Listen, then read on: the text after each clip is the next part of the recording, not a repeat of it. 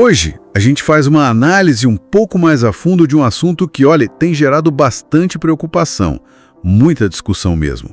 São as suspeitas de irregularidades, talvez até fraudes, né, em empréstimos consignados. Exato, e que afetam diretamente aposentados, pensionistas e também o pessoal do BPC, né, o benefício de prestação continuada, todos ligados ao INSS. Isso.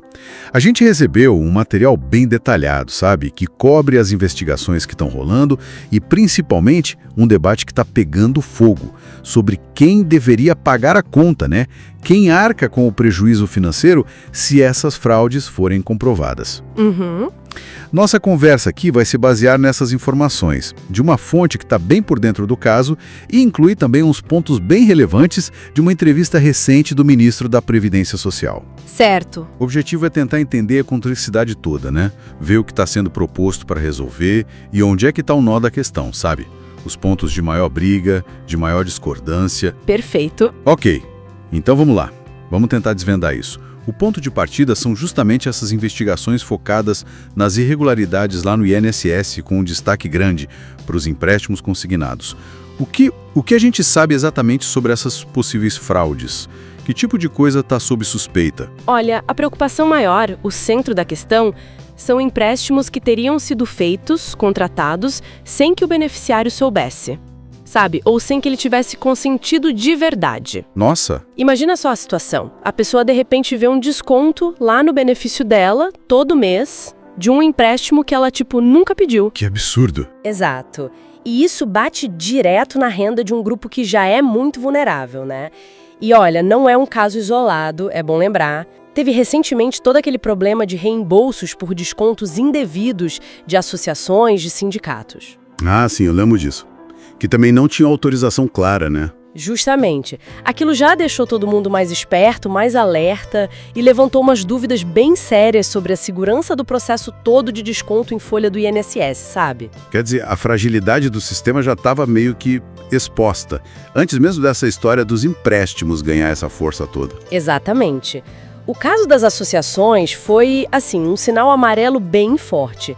Agora, com as suspeitas focadas nos consignados, o sinal ficou vermelho mesmo. Porque a gente está falando de um volume de dinheiro que pode ser muito maior, né? E de um mecanismo, o crédito consignado, que é super popular, usado por milhões e milhões de segurados. A escala do problema pode ser bem grande, embora os números exatos das fraudes ainda precisem ser apurados, claro, nas investigações. Entendi. E aí, diante disso tudo, parece que o pessoal no Congresso está tentando fazer alguma coisa. Tem um projeto de lei andando para lidar com isso. É isso? Sim, tem sim. Existe um projeto de lei específico, já está na pauta, que tenta tratar de várias questões do consignado, mas um ponto central é justamente esse, o reembolso para os beneficiários quando a fraude for comprovada. Ah, tá. Se alguém teve lá o desconto indevido por um empréstimo fraudulento, esse projeto busca garantir que a pessoa receba o dinheiro de volta. Pelo menos essa é a ideia. Mas eu vi que a votação foi adiada, né? Isso. Mas significa o quê? Que tem alguma coisa pegando. Exatamente. A votação estava marcada, mas foi adiada para a próxima semana. E o interessante é que quem pediu o adiamento foi o próprio ministro da Previdência. Ah, foi ele? Foi. E isso é um sinal bem claro, né, de que tem negociação pesada acontecendo nos bastidores. O governo provavelmente quer mudar alguns pontos específicos do texto que está lá agora, antes de ir para o plenário. Mostra que não tem consenso sobre a proposta atual. Faz sentido. E essa discussão toda não está isolada, né? Como você mesma disse antes. Tem um contexto maior aí envolvendo as instituições financeiras também, não é? Com certeza. É super importante entender o momento. Recentemente, a gente viu instituições com uma presença bem forte nesse mundo do INSS sendo suspensas por irregularidades. Tipo quem? A Crefisa, por exemplo, que tinha uma participação enorme, tinha ganhado quase todos os lotes do último leilão para pagar os benefícios do INSS, ela foi suspensa. O GBEM, que também passou por suspensão. Nossa. Essas coisas envolvendo empresas grandes, relevantes, acabam jogando luz, né? Sobre a fiscalização, sobre a segurança das operações financeiras que estão ligadas aos benefícios. Isso aumenta a pressão por respostas, por soluções, no caso dos consignados. Não é só uma questão de casos isolados de fraude. Levanta dúvidas sobre fragilidades no sistema como um todo. Entendi. Então, além desse projeto de lei, surgiu também a ideia de uma CPMI, né? Uma comissão parlamentar mista de inquérito para investigar o INSS mais a fundo. O ministro chegou a falar disso na entrevista que a nossa fonte analisou. Falou sim. Ele abordou a CPMI, adotou uma postura, assim, tentando ser bem institucional, sabe? E ressaltou que a escolha de quem preside, quem relata a comissão, é uma decisão do parlamento. Soberana. Fez questão de dizer que, para o governo, não teve nem vitória nem derrota na definição desses cargos-chave. Foi o que ele disse. Mas ele demonstrou alguma preocupação específica com a CPMI, além dessa questão da escolha dos cargos? Sim, a principal preocupação que ele deixou clara foi com o clima político. Ele teme que essa polarização toda que a gente vive acabe transformando a CPMI numa arena de, ele usou a expressão, disputa de narrativas. Onde o objetivo principal deixa de ser investigar os fatos, buscar o interesse público e passa a ser só o desgaste político de um lado ou do outro, sabe? Entendi. E além dessa preocupação mais política, ele falou de impactos práticos para o Ministério, para o dia a dia do INSS? Falou e foi bem direto nisso. Ele descreveu um impacto operacional que uma CPMI causa. Explicou que uma investigação desse tamanho exige muitos recursos do órgão que está sendo investigado. Claro. Vai ser preciso montar uma equipe dentro do Ministério só para isso, sabe? Para acompanhar depoimentos que podem durar horas, para levantar uma pilha de dados, de documentos, responder formalmente todos os pedidos de informação, os RICs, né, que são as requisições do Congresso, e também os pedidos pela Lei de Acesso à Informação, a LAI. E qual o problema disso na visão dele? Quer dizer, investigar não é importante? Sim, mas ele pintou um cenário de um ministério que já funciona, segundo ele, no limite, com uma estrutura que ele descreveu como muito enxuta. O número de pedidos de informação, ele disse, já cresceu demais, exponencialmente. Ter que tirar gente qualificada para atender só a CPMI significa tirar essas pessoas de outras funções que são essenciais. Como que, por exemplo? Análise para conceder benefício, gestão da folha de pagamento, até a própria fiscalização de contratos, né? É aquela história do cobertor curto. Investigar é crucial, claro, mas pode ter um custo operacional que acaba afetando o serviço que chega lá na ponta para o segurado. Faz sentido essa tensão, né? Entre investigar e manter a máquina rodando. Mas voltando um pouco para o projeto de lei dos consignados, aquele que foi adiado, quais são exatamente os pontos do texto atual que estão preocupando o ministro, que o governo quer mudar? Ele apontou 2 pontos principais, que ele considera críticos. O primeiro tem a ver com quem decide o teto da taxa de juros para o crédito consignado do INSS. Taxa de juros. E como é hoje? Hoje, essa decisão é tomada lá no Conselho Nacional de Previdência Social, o CNPS. É um órgão importante porque a composição dele é quadripartite, sabe? Tem gente do governo, dos empregadores, dos trabalhadores e, o que é fundamental, dos aposentados e pensionistas. E o que o projeto quer mudar nisso? O texto atual do projeto quer tirar essa decisão do CNPS e passar para o Conselho Monetário Nacional, o CMN. Para o CMN? É. E o ministro foi bem duro na crítica, chamou a ideia de totalmente equivocada.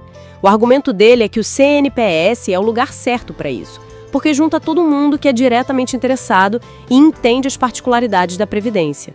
O CMN, por outro lado, tem um foco mais na política monetária, na macroeconomia do país. Poderia não ter a mesma sensibilidade para as necessidades e para a capacidade de pagamento dos segurados do INSS. Entende? Entendi. Manter no CNPS, para ele, é garantir que a voz dos aposentados seja ouvida nessa decisão. Exatamente. Ok, entendido esse ponto dos juros. E qual é o segundo ponto?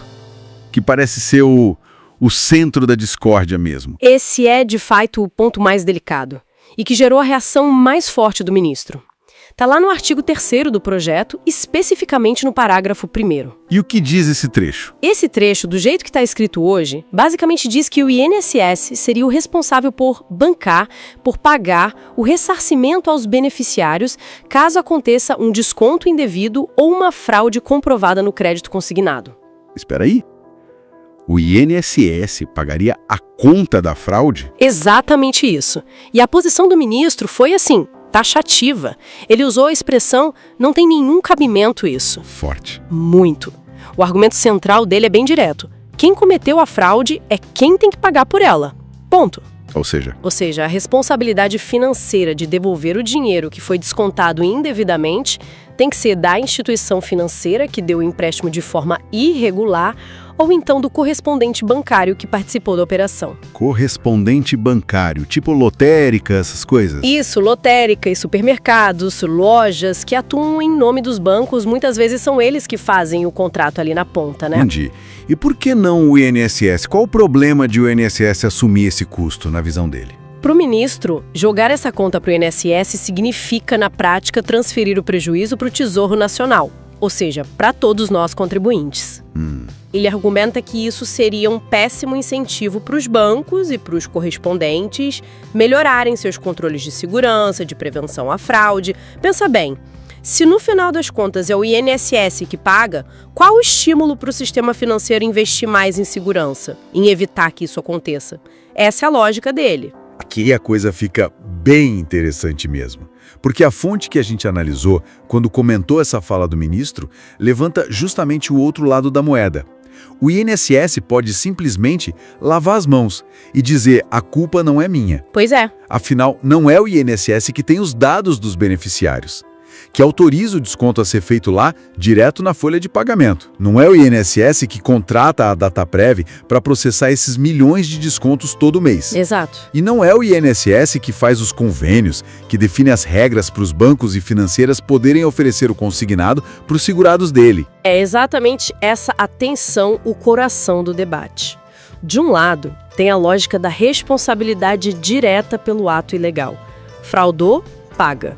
É a visão do ministro. Certo. Do outro lado, tem essa perspectiva que a fonte levanta, que foca na responsabilidade de quem gere o sistema. O INSS não é só um espectador, né?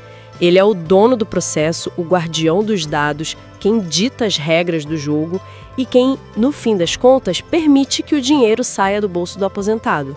Isso não cria uma corresponsabilidade? Ou sei lá, no mínimo, uma responsabilidade pela segurança do sistema todo que ele mesmo administra? É por aí. Essa é a questão. É a diferença entre a responsabilidade pelo ato em si, a fraude, e a responsabilidade pela falha no sistema que permitiu que o ato acontecesse. Entendi. A fonte que a gente viu, inclusive, expressa uma dúvida bem grande se esse artigo que joga a conta para o INSS, o artigo 3º, parágrafo 1º, vai mesmo ser tirado do projeto antes da votação. Ah, é. E por quê? Bom, tem gente que pode argumentar que responsabilizar o INSS seria o jeito mais rápido e garantido de fazer o dinheiro voltar para o bolso do beneficiário que foi lesado, né?